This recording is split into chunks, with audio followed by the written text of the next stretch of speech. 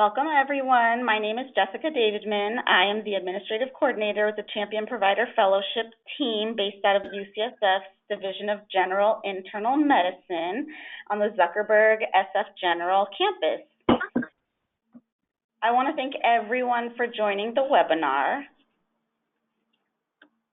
I'm also joined by my colleague, Dr. Wagata Samere, and Project Manager, Alana Pfeffinger.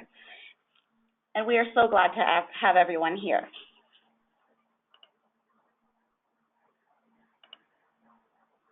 Hopefully everyone can hear me, and if there are any issues, you can go ahead and chat me. So before we get started, I just have 3 quick housekeeping announcements. All attendees are in listen-only mode.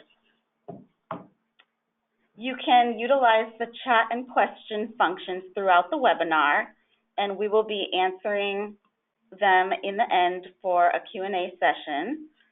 And lastly, a recording of this webinar and all the slides will be distributed after the webinar. Now, I'd like to introduce you to Dr. Wagata Samere. Dr. Samere is an assistant clinical professor at UCSF and primary care physician at Zuckerberg SF General Hospital. Her research focuses on understanding the health and healthcare needs of vulnerable populations with a particular interest in language and communication barriers.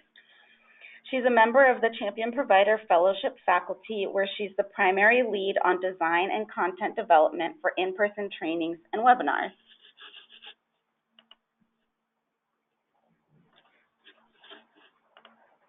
Hello, and thank you everyone for joining us for today's webinar, an orientation to Champion Provider Fellowship resources. I'd like to go over our agenda briefly and provide some background for our discussion today. First, Jessica will provide a brief overview of the Champion Provider Fellowship resources that are available online and different types of technical assistance that are available from project team members. We will then hear from Melba Rosa Hinojosa and Wen-Sin Fan from the Department of Public Health Chronic Disease Control Branch, and they will discuss their work related to Prevention Forward. We will conclude with a moderated discussion and Q&A.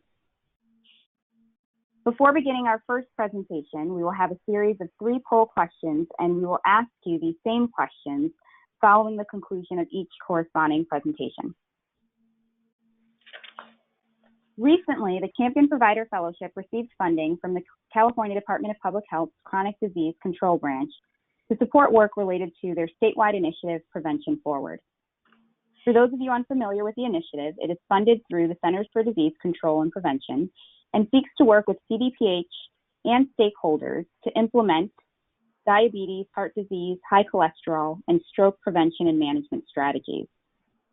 These strategies are implemented in high-burden communities, and work is reinforced across all community settings and health system organizations.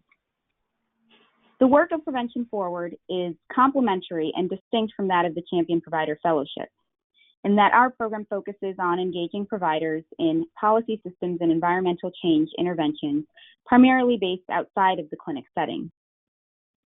Many of the strategies that will be highlighted today, specifically for this audience, will focus on system-level change within the clinic setting. This is, however, a common tie to our work in that we focus on creating healthier communities free of obesity and chronic disease by leveraging the healthcare sector. So with today's presentation, we'd like to inform you of all resources available through the fellowship, but also inform you of synergistic work that is happening at the state level and could complement some of your current efforts. Now I'd like to hand it over to Jessica to administer our first 3 poll question survey.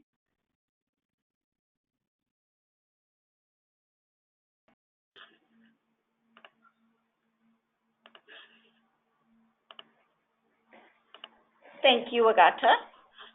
Our first poll question is, the Champion Provider Fellowship program can provide support in the following ways, and you can check all that apply. I'll go ahead and launch it right now.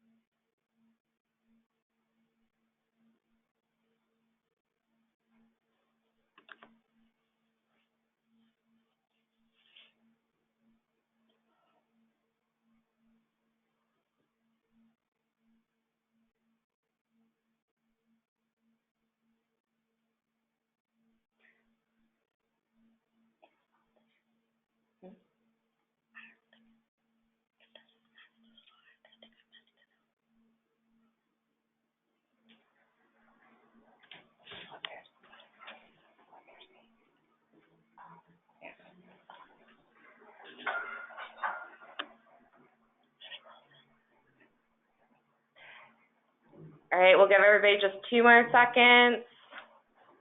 Okay, we're gonna go ahead and close out that poll. You're sharing.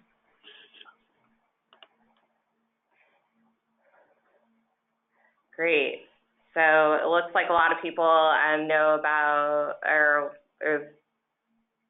great. Great to see the responses. Thank you all for participating, and I think we'll go ahead and launch our next poll question. So poll question number 2.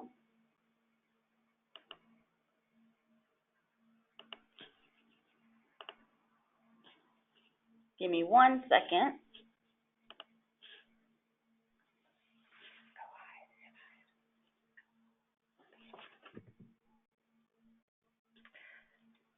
All right, great. So our next poll question that we're going to launch says, are you interested in focusing on cardiovascular disease prevention and or management? Check all that apply. So we'll go ahead and launch this second poll.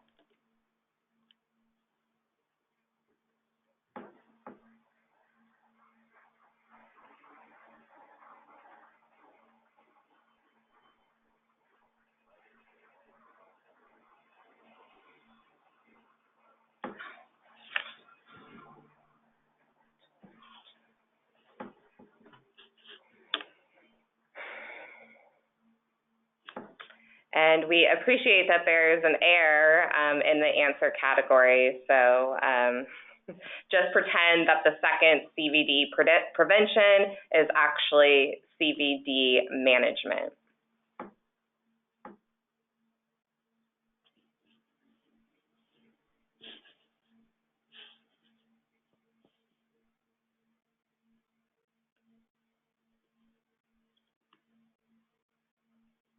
Great, we'll give it a couple more seconds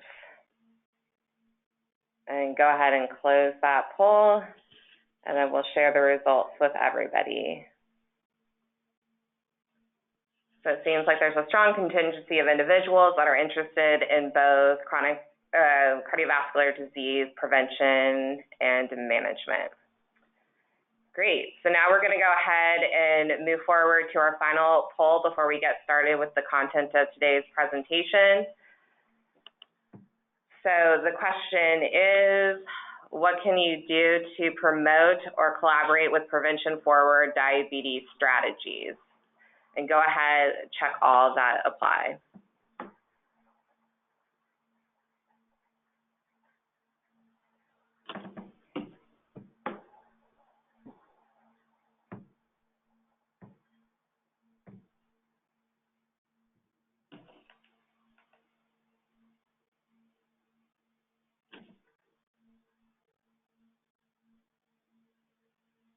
Okay, we'll give it a couple more seconds.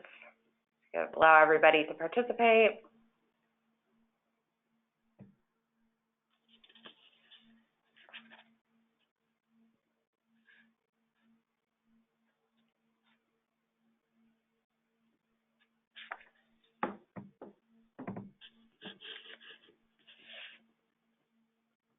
Great, we're gonna go ahead and close out that survey. Quick share of some of the responses so everybody can see it. Great. And I think we'll go ahead now and get started with the rest of today's presentation. Thank you so much for everyone's participation. Thank you, Alana, for helping with those poll questions. I'm going to start by walking us through our website, which hopefully many of you have already visited. So the URL is showing here with a screenshot of our homepage. And I'm going to be going over some of the main sections that you'll see in the top menu tab.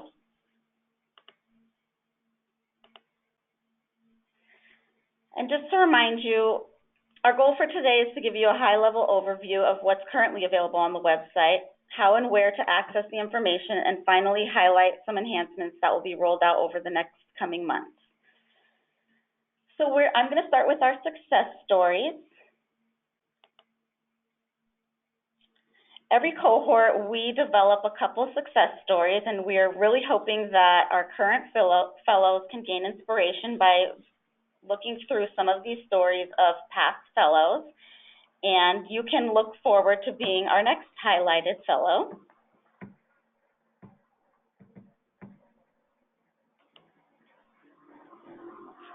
Now I'm going to walk us through our resources section, which has 5 main components, which may be changing. I also want to show you that you can access those sections up in the main menu, or if you click on resources, you'll also be taken to a page that has links to each section in the main area, and you'll see a sidebar where you can also navigate to the main section.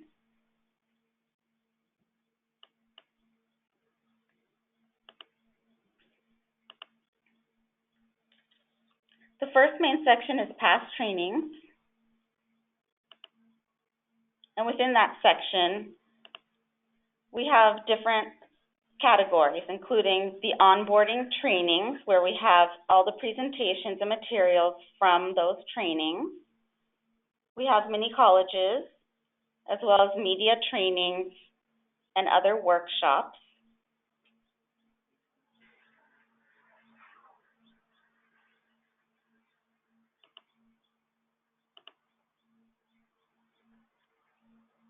Then we have our PSE playbook, which is a really great resource that we hope everyone will be able to use. It goes over our 5 focus areas. There are case studies and lots of good information about how to roll out PSE projects in your communities.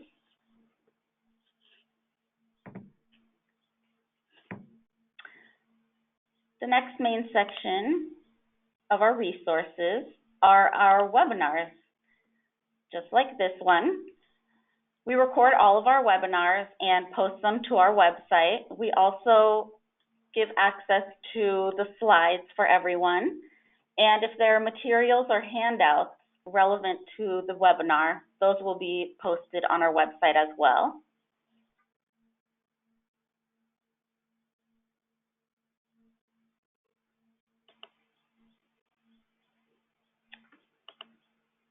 Our next section is our monthly e-newsletters.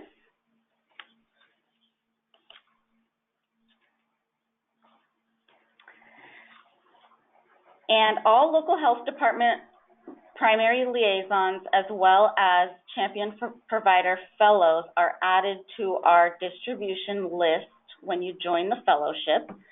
So hopefully everyone has been receiving those monthly e-newsletters.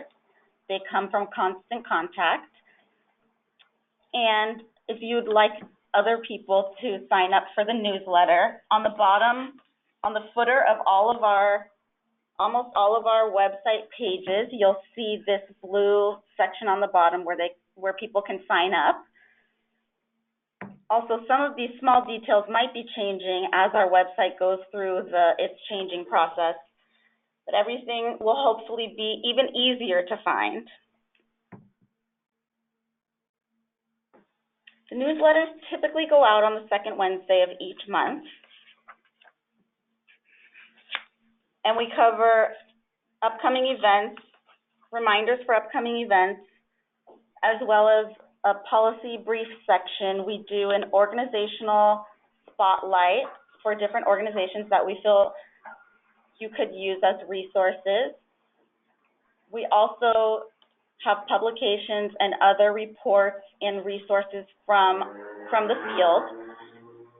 We always love, one of my favorite sections is when we highlight the work of our fellows, which we find out about in our quarterly activity reports from the fellows.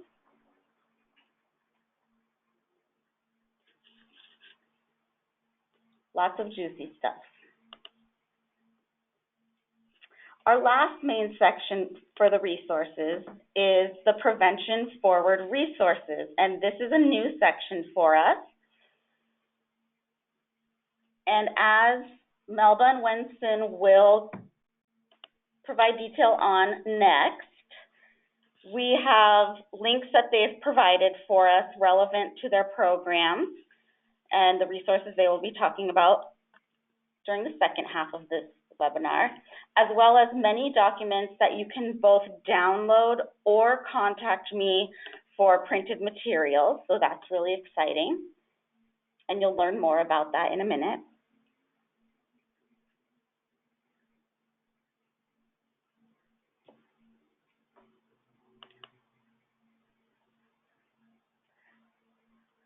And lastly, we have our events section. We have an overview of our upcoming events, and you can click on each event, which will open up details about the events, timing, if you need to register, and more. Also, the complete Year 1 training calendar is now available for fellows and local health departments to download, and you will see that in the orange box. So you can see all of the upcoming dates and mark your calendars, although they might not all be showing on the events page now. Now I want to talk about a couple more sections that are still a work in progress. We are going to be expanding on them further, and we will be notifying everyone as we roll those out. One of them is our focus areas, and anyone who's at the onboarding training heard Alana's presentation. So we have our 5 focus areas: food security, healthy food and beverage standards, safe routes to schools, school wellness, and structured physical activity.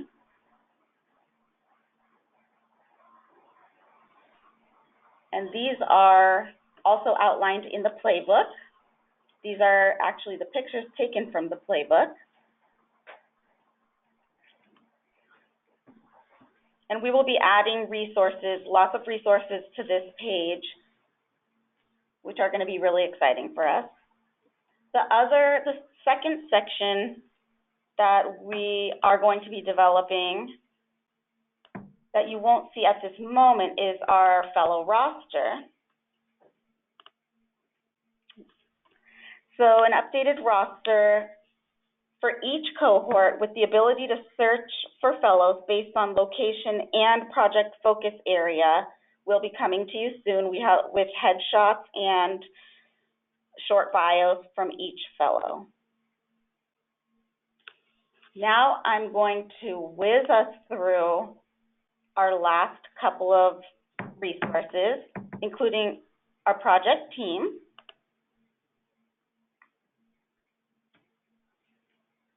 First, we have Paula and Mike from Brown Miller Communications, our partners since the inception of the fellowship, and they can support around messaging development and prep for media interviews.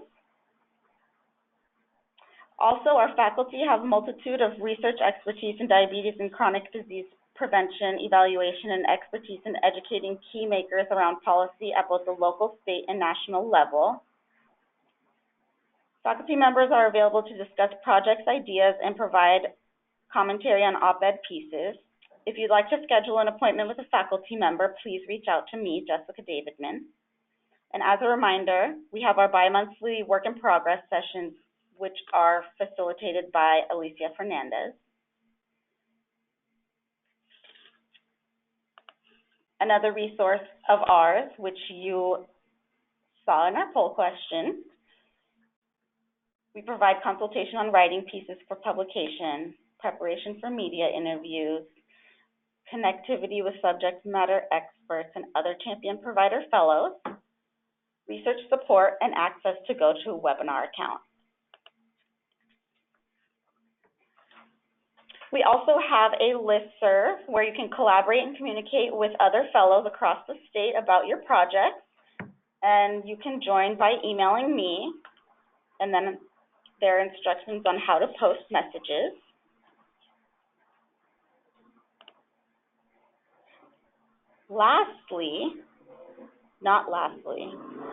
Another resource is the UCSF Industry Documents Library. UCSF is home to the library, which is a free digital archive of millions of internal documents created by industries which impact public health. And here you can see a couple examples of the food industry documents and the link to the website.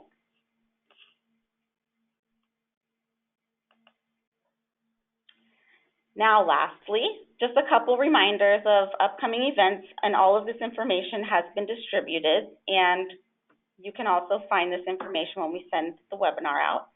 Quarterly activity report went out yesterday to fellows. We have a work in progress call coming up in September, as well as our bi-monthly local health department call in September.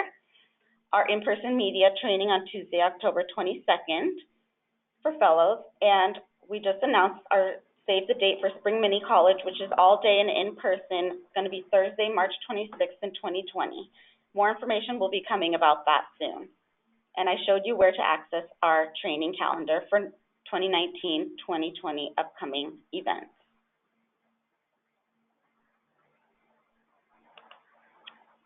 Now, we're going to ask the post-webinar poll question that we asked at the beginning. Again.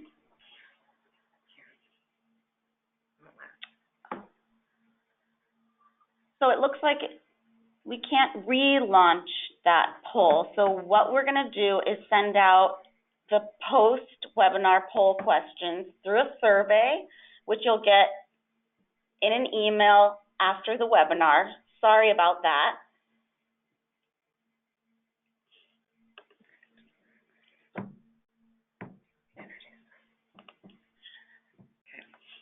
Okay, great. So thank you, Jessica, for giving that great overview of some of the Champion Provider Fellowship resources that are available. I think it's important to note is that we actually unfortunately, we can't provide funding to support individual projects from the different fellows.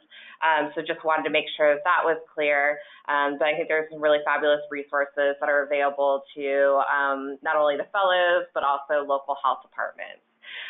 So to follow up, we're thrilled to have two fabulous presenters joining us here today. We've had the pleasure of collaborating with them and their team over the past few months as it relates to some of the work that we've been doing around Prevention Forward. And I will have to preface this by apologizing profusely to the presenters, as I feel like I'm going to mispronounce their names, so apologies in advance. But first we have Melba Rosa Hinojosa, who will be presenting first. She is a health program specialist and the cardiovascular disease lead for the Prevention Forward grant. Melba's career began as a registered nurse working in acute care hospitals in California and Michigan, but then she transitioned to working in public health and community clinics. Melba has experience working in many state public health programs here at the California Department of Public Health, including the Cardiovascular and Stroke Prevention Program, School Health, and most recently, the CalFresh Healthy Living Program, formerly the Nutrition Education Obesity Prevention Program. She has many years experience working with the development, implementation, and evaluation of healthcare quality measures, especially those related to heart disease, stroke, diabetes, hypertension, and other chronic illnesses. Our second presenter is Wenson Fan, who recently joined the California Department of Public Health Chronic Disease Control Branch as a diabetes program specialist in April 2019. Her primary focus is on the diabetes management component of Prevention Forward. Prior to joining the team, she worked in the Department of Healthcare Services to operate and implement county-based Medicaid, Medi-Cal program in California. While working in DHCS, she collaborated with local governmental agencies, tribe organizations, state agencies, and stakeholders to process, review, and manage federal funds, contracts, policy and procedure, and financial reports. For both of today's presenters, we have their full bios available in the webinar handouts. And so with that, we'll go ahead and welcome Melba, our first presenter.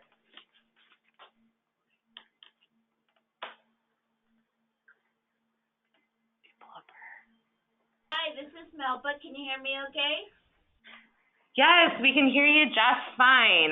We're just going to go ahead and pulling up your presentation right now. So we're all set for you to go. Go ahead, Milba, and welcome.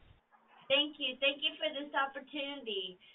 As was mentioned, I work in the chronic disease control branch, but recently I in NEOP, in the nutrition education obesity prevention branch.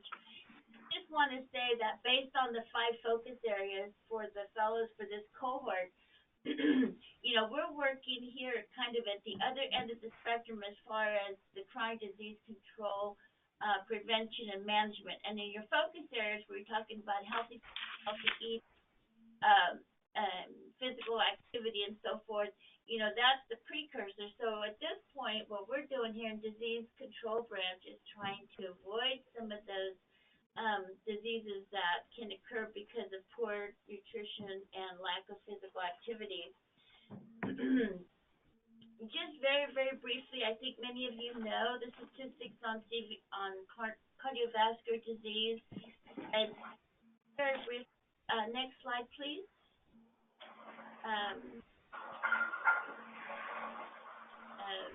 In a short while about our Prevention Forward program, but first, just some general information about diabetes and cardiovascular. Slide, please.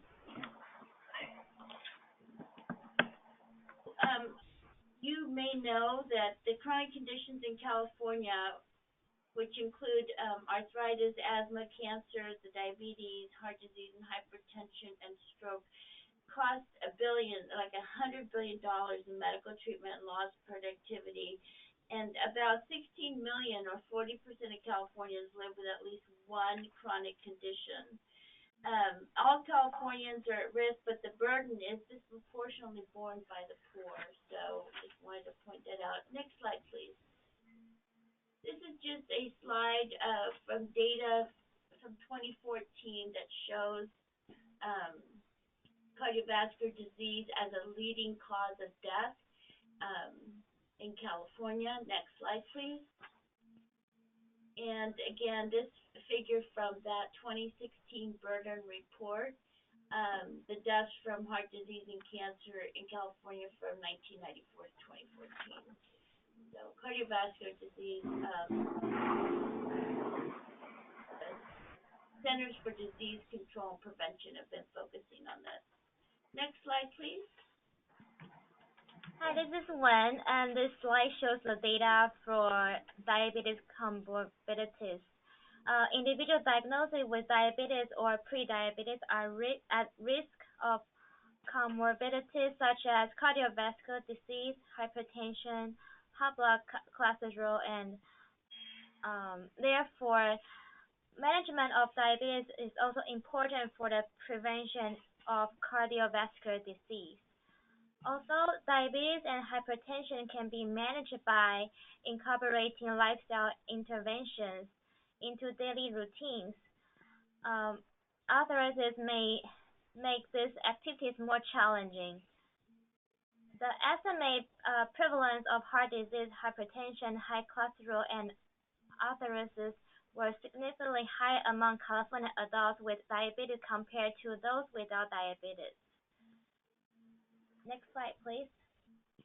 And this map shows the estimated age-adjusted prevalence of prediabetes and type 2 diabetes in California by counties. In 2017, the age-adjusted prevalence of prediabetes among California's adults was 14.9%, and the highest age-adjusted prevalence of prediabetes in Imperial County.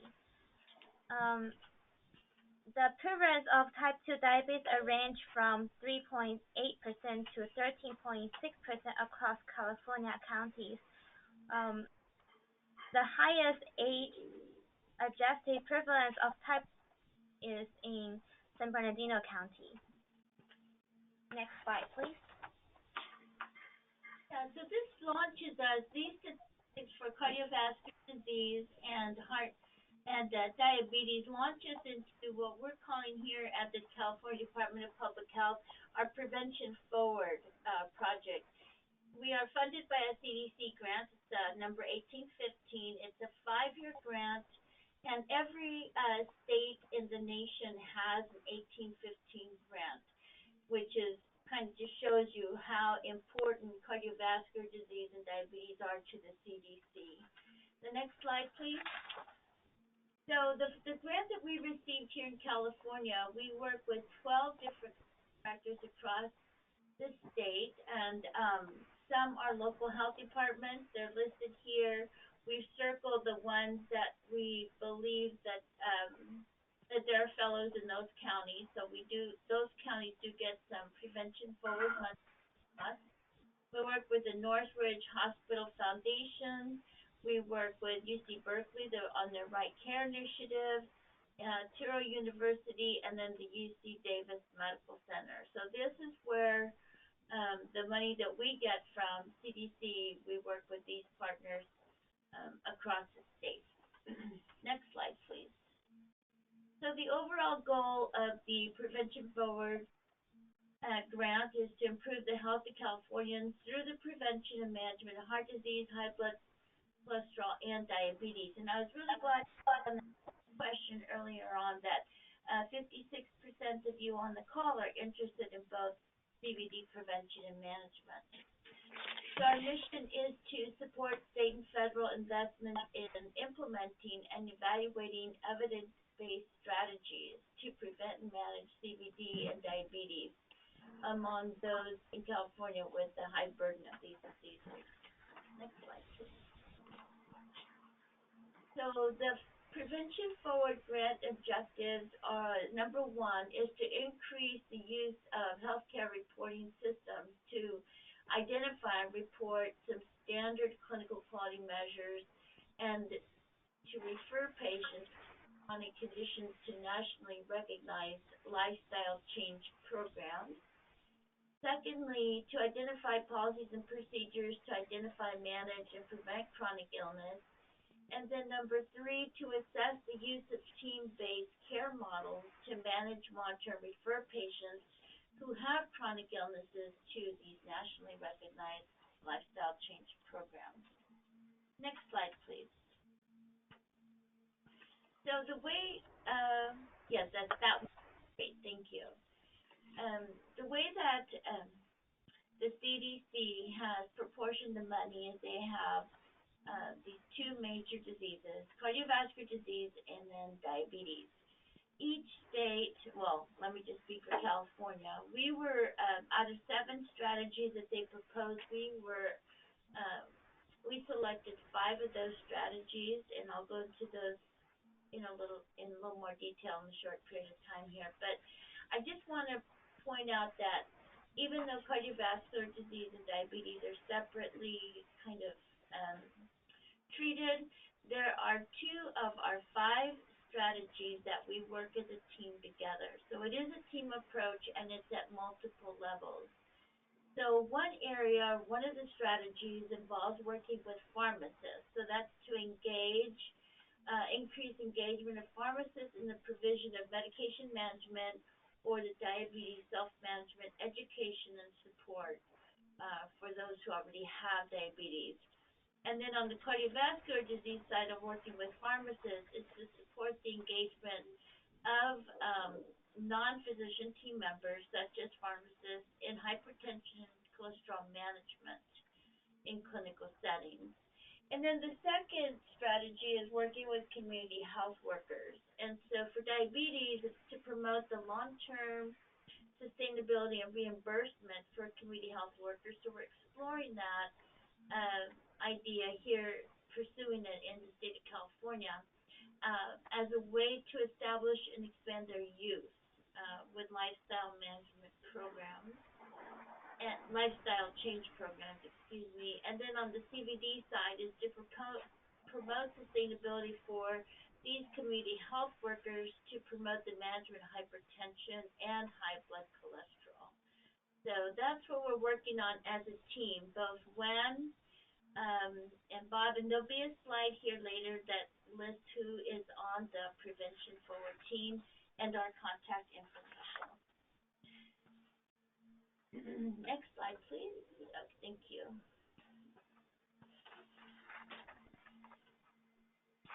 This particular slide is speaking to a little bit of a separate program from Prevention Forward, but we all work on it in any case. It's called the Healthy Heart California Project, and it's funded through a little bit different CDC grant called a block grant. But what that is, it's a group of individuals and organizations that are working together to reduce the burden of heart disease and stroke. The Healthy Hearts California implements activities to address the goals and targets of these various reports that the state and the feds have worked on. So let's get Healthy California, the California Wellness Plan, the Million Hearts Initiative, and then the AHA's Target BP initiative. Next slide, please.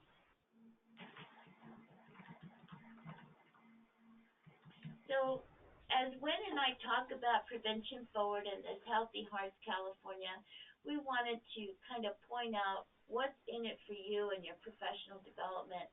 So one big thing is CME referrals, training and technical assistance. I know through the fellowship you also get that, but we have a team member, Bob Thurman, who's especially proficient at gathering information from across the state and the nation and forwarding links to webinars, and some of them are do provide some CMEs. And the other piece, one of our partners is this Right Care Initiative through UC Berkeley, and there's monthly meetings that they host that also provide opportunities for CMEs. The listserv that Bob pulls together, which is really great. We also have contacts at UC universities and medical centers. We work on publications, and then the Healthy Hearts Coalition, again, for networking and sources of information. The next meeting is on September 18th, and Bob Thurman just finished the flyer for that today, so we'll share that with you, Jessica and Alana, and you can forward that on. Next slide, please. So now Wen will speak to. Hi, this is Wen. I'm going to speak for the diabetes side of the Prevention Forward program. In the earlier poll questions, I see that 66% of you don't know what is the National Diabetes Prevention Program or the Diabetes Self-Management Education Support Program. But however, the main goal of the diabetes strategy is to promote those two lifestyle change programs. To avoid any confusion, we want to clarify that the difference between the National DPP and the DSMES program, the Diabetes Self-Management Education and Support Program. The National DPP addresses the increasing burden of prediabetes and type 2 diabetes and offer classes to help prevent the disease. This is a one-year program that taught by trained peer coach and allow individuals to learn lifestyle choices that can help to reduce their incidence developing diabetes. Patients can be self-referred or referred by a physician. On the other side, DSMES program is a cost-effective tool that aims to improve health behaviors and health outcomes for people with diabetes. This program is taught by a multidisciplinary team, includes physicians, nurses, community health workers, or pharmacists, and is focused on managing diabetes and providing education for those individuals who have this disease. Participants must have a diagnosis of diabetes and have a written referral by a physician. Next slide, please. So on the map, it shows that there are around 115 sites for national DPP program and around 150 sites for DSMES program, and those are mainly located in Bay Area or Los Angeles, San Diego County. Next slide, please. Earlier, Melba mentioned about we have teamwork for strategy to pharmacists and community health workers. Other than that, we have other three diabetes strategies. The first is improving access and participant in American Diabetes Association recognized or American Association of Diabetes Education accredited DSMS programs in underserved areas. And the other one is assist healthcare organizations in implementing systems to identify people with prediabetes and refer them to CDC recognized lifestyle change programs for type 2 diabetes prevention. The last one is implement strategies to increase enrollment in CDC recognized lifestyle change programs. We have a unique funding for diabetes awareness and outreach campaign. Uh, uh, the campaign starts from May 2019 through June 2020. The goal of this campaign is to increase awareness among Californians at risk for type 2 diabetes and to promote available resources, include the National Diabetes Prevention Program. We have media campaign, media mix of radio, digital, cable, or outdoor, and focus awareness of efforts in media markets and communities with highest rate of prediabetes, diabetes, and heart disease. Next slide, please. Sure. So this slide just shows some of the upcoming events that CDPH is holding, and September 17th in Redding, and then on September 26th in Fresno, self-measured blood pressure monitoring training, and this training will be for primarily community health workers or promotores and clinic staff to teach folks how to correctly measure their blood pressure, and the second piece is to report back that information to their physicians or providers of care. So it's not just teaching people how to check their own blood pressure if they're at risk for hypertension, but then they'll loop back into the clinical setting. The goal is to detect undiagnosed hypertension, but then when it's been diagnosed, to have it controlled. So those are two events that are coming up. And on the 22nd, there's PD Stat. There's going to be an in-person meeting here in Sacramento. The link just went out yesterday, so we will make sure that Alana and Jessica have that. It's an all-day meeting here at the Sierra. We invite Laura Edwards to speak about the MES online toolkits. In the afternoon, we invite Flo John Colford to speak about the health equity of prediabetes. In the meeting, we also have panelists to share their experience of attending and participating the National DPT program and DSMES program, and see how those lifestyle change programs, how they affecting their life, what's the challenge, and how they what motivates them to continue participate in those programs.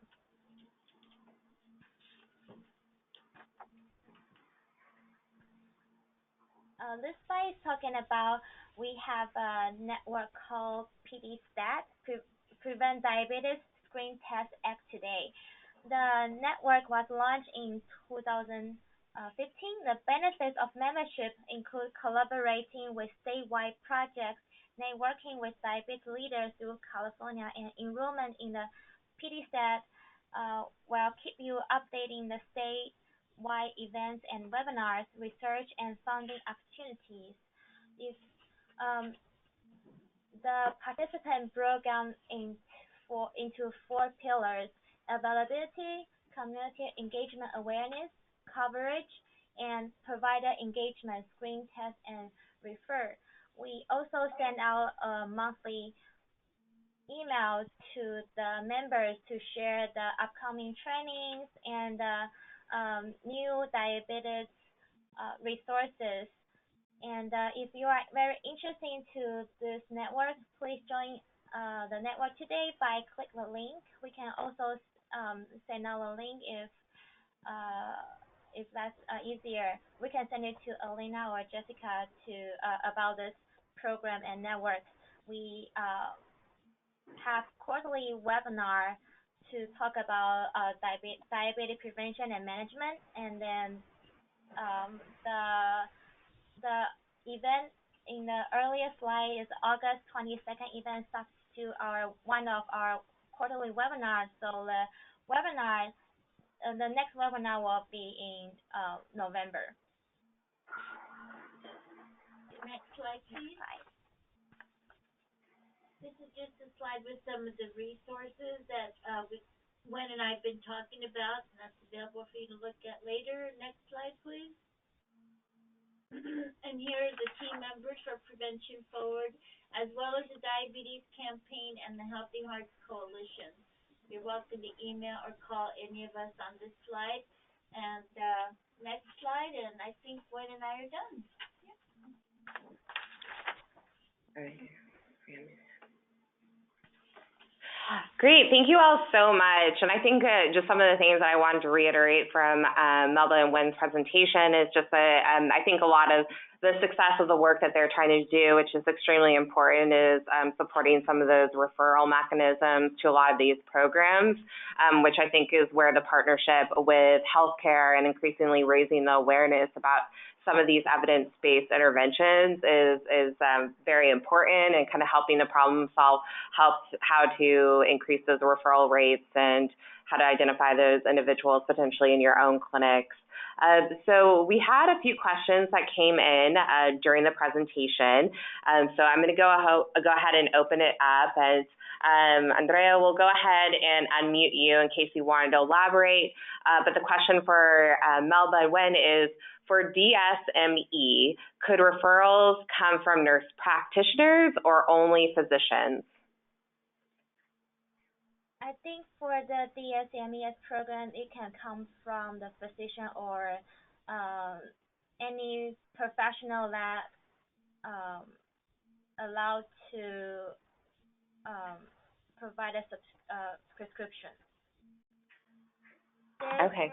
There's more information in the online toolkit about who can refer to the patient to the DSMES program. Great. Then the next question that we have, are there age restrictions on self-referrals to national DPP? For instance, can adolescents enroll? That's a good question. I don't know. I think let us look into that and then get back to you with an answer. We'll email you the answer.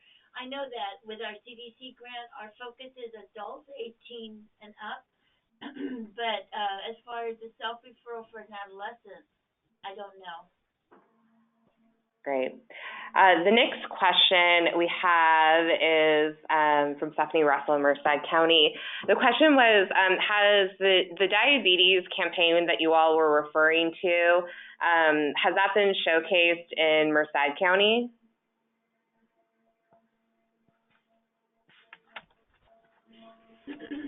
I don't know that answer either. Mary Rita, who is our coordinator of that campaign, I know there's a scheduled rollout of where it's going to be rolled out in which parts of California.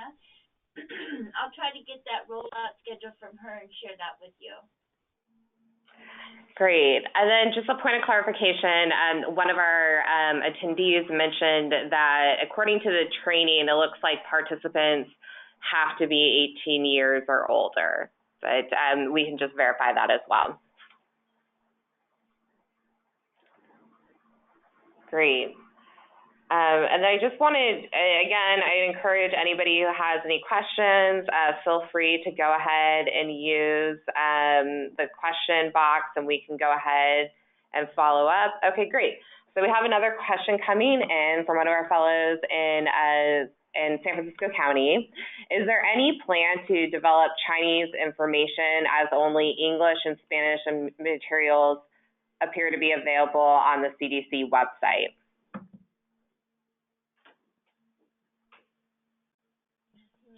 On the CDC website for the 1815 grants on cardiovascular disease and diabetes? We'll go ahead and unmute Shelley so she can clarify that question. Go ahead.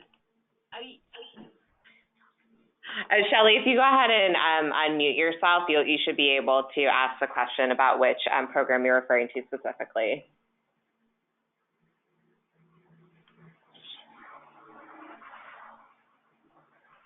Okay, I'll connect with her offline to clarify that question for you.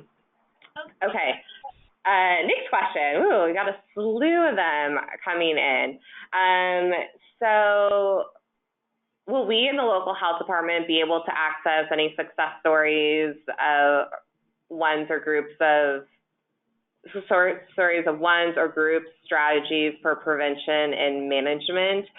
So this question so I'm just going to speak briefly, and I think this is a question though for you all on the call, but success stories that we have listed on the Champion Provider Fellowship website feature a little bit more of those PFD interventions around chronic disease prevention, a little bit more outside of the clinical setting. But Melba and Wen, do you all have examples of success stories of people that have been able to successfully implement some of these management strategies that you've outlined in their communities? Yes, we have some success stories from the counties that we contracted with, and we also have health impact statements similar to success stories that we submitted to CDC as part of our evaluation. Great, thank you for that. Next question, will there be any offerings for the SMBP trainings in Southern California? I think the ones that we've highlighted have been in the Fresno and Northern California area. Right. We have not decided where we're going to be going for 2020. We would like to have at least 2 more trainings in 2020, and that's just left to be determined. A lot of it depends on interest and local support, which means helping us to organize a training, locating a venue, having a little champion for that area for that training. So, any kind of help in that regard would be great. We have thought about San Diego, we thought about Imperial County, we thought about Riverside County, but we haven't finalized anything for 2020. Let me just mention a little bit more about the SMBP training. So the one in Fresno, we're going to actually have 2 on the same day.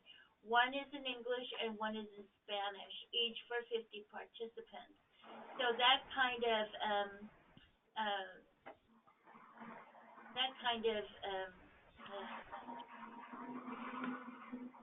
the county, if it was needed, in Spanish as well. In Shasta County, we're only going to have it in English for about 50 participants. So yes, if you have contacts at the local level, as far as venues, helping to organize the event, we do most of the work here at the state on organizing it, but we still need some local support. Great. And then just to circle back to the earlier question that we had in relation to the availability of information in Chinese, that was in reference to DPP information and kind of the registration referrals to YMCAs. Do you all provide any of that information in Chinese, or do you know if there's any availability? From my understanding, there's a Chinese National DPP program materials that's available on CDC website. I can forward a link to Elena or Jessica about the program material in Chinese. Great. And then also just from Emma Steinberg, one of our other fellows from San Francisco, I think this is a response to Madhu's question from Santa Cruz County about referrals for adolescents, and Emma wrote that there are some DPP programs for youth and family that are getting approval, even though the original program was designed for people 18 years of age or older. And it sounds like Dartmouth has a program at their children's hospital, so we can do some background research onto that to look into that program, if that would be helpful. Okay, great. And then the other question is, how long are the SMBP trainings? Those trainings, they excuse me, they can be tailored, but the ones that we're planning are 6 hours, with like a half hour or 45-minute break in the middle. So it's it's like a 6-hour training. Okay, perfect.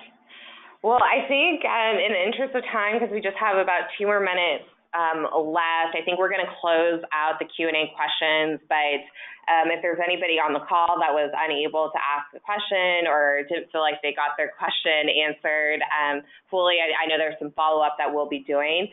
Please feel free to reach out to us. You have the contact information both for the individuals, Melba and Wen and their team over at CDPH, and then also the contact information for Jessica and myself to do follow-up as well. Again, we just really appreciate everybody taking the time to hop on this call. Hopefully, everyone's a little bit more well-versed with all the different resources that are available through the Champion Provider Fellowship, as they're available online, as well as the different type of technical assistance that we can provide through not only here at UCSF, but also our partners at Brown Miller Communications, as well as obviously some of our state-level partnerships that we have at the California Department of Public Health, both within CalFresh Healthy Living program, as well as through the Chronic Disease Control Branch. So with that, I'm going to go ahead and close it out. Again, I want to thank the presenters that we had today, Dr. Samire, Jessica Davidman, as well as Melba and Wen and their team for putting together a fabulous presentation. We hope everybody found something of value on today's call, and especially for the work that related to Prevention Forward. I think, as I previously mentioned, I think there's great opportunity to enhance, which is one of the goals, not only through this work, but also with the Champion Provider Fellowship, is to really enhance partnership between the healthcare sector as well as public health to really address some of the issues that we have going on at the state level. So with that, we'll go ahead and conclude today's webinar, and thank you all again for joining us on the call. Have a great one. Thank you very much.